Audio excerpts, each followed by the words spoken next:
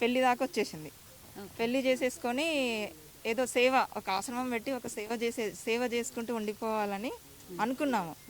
దానికి ప్రిపేర్ కూడా అయ్యాము. చాలా చోట్ల ల్యాండ్స్ కూడా వెతికాము, కానీ మేము తీసుకోలేకపోయినాం. ఎందుకంటే ఈయన ఒక్క మాట మీద నిలబడడు. రోజు రోజుకి తన మాట అనేది చేంజ్ అవుతూ ఉంటుంది. అట్లా ఈలోపు ఈ వర్షిణి అనే అమ్మాయి టాపిక్ వచ్చింది. నేను అడిగాను, అడిగితే ఏమన్నాడు, తను నాకు కూతురు అవుతుంది, నేను తనకి గురువుని అవుతాను, ఏదేదో చెప్పుకుంటూ వచ్చిండు. వర్షిణికి తనకి సంబంధం ఉందా? అది నాకు ఈ మధ్యనే తెలిసింది. నేను మీ న్యూస్ వాళ్ళ ద్వారానే చూసాను. వీడియో చూడడం వల్లనే ఇప్పుడు నేను తెలుసుకున్నాను. మీకు తెలియడం జరిగింది. అంతే, అంతవరకు తన నా దగ్గర అన్ని దాచిపెట్టాడు. అప్పటిదాకా మీతో ఫోన్లు చేస్తున్నాడు, నాతో ఫోన్ మాట్లాడుతూనే ఉండే.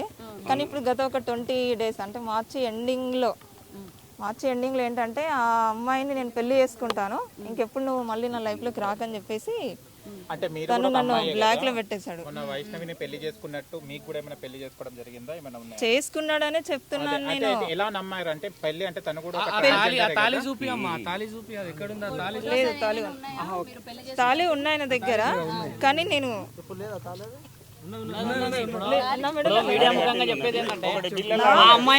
ఒకటి వినండి. తన మెడలో, నేను చెప్తున్నాను, తన మెడలో వెండి తాళి ఉంటది. మీరు చూసారా, అగోరి మెడలో వెండి తాళి ఉంటది. అది నా మెడలో తాలే. నా దగ్గరకు వచ్చి తీసుకొని వెళ్ళిపోయాడు. మార్చి 10th రోజున నా దగ్గరకు వచ్చి నా తాళి నాకు ఇచ్చేసి చెప్పేసి తీసుకున్నాడు.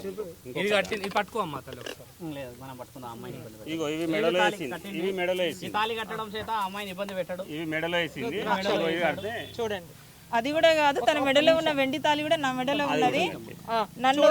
నన్ను ఏంటి వచ్చి నా తాళి నాకు ఇచ్చేసాను చేసి తీసుకెళ్లిపోయాడు. అప్పటికి ఆ అమ్మాయికి ఈ అగోరికి పెళ్ళైందనే విషయం నాకు అప్పుడే తర్వాత తెలిసింది. నాకు ఆ తర్వాత నేను గట్టిగానే అడిగితే ఇప్పుడు నా నంబర్ బ్లాక్ లో పెట్టిన రెస్పాండ్ అవ్వట్లేదు.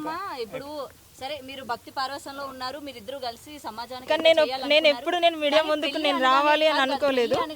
ఎందుకు ఒప్పుకున్నారు అసలు? పెళ్లి చేసుకోవాల్సిన పెళ్లి అంటే నా దృష్టిలో ఏంటంటే, ఇప్పుడు ఆ అమ్మాయి మేమేదో లవర్స్ అని చెప్పేసి మేము సహజీవనం చేస్తామని అలాంటి ఉద్దేశము నాకు లేదు. నాకేంటంటే నాకు ఇప్పుడు కాదు, తన కలవక ముందే నాకు ఒక ఆశయం ఉండే, ఒక ఆశ్రమం పెట్టాలి, గోమాతలని కానీ ఏదన్నా వృద్ధులని కానీ ఇలా చూసుకోవాలని నేను, మా మామయ్య, మా అన్నయ్య మేము ఒక కమిటీగా అనుకున్నాము. సో ఈయన కూడా సేమ్ నాకు అనుకూలంగా మాట్లాడేసరికి సరే అలా ఒక భక్తురాలుగా ఉండిపోవాలి తప్ప ఇది ఇంతవరకు ఆగిపోవాలని నేను అలాగే ఉన్నాను.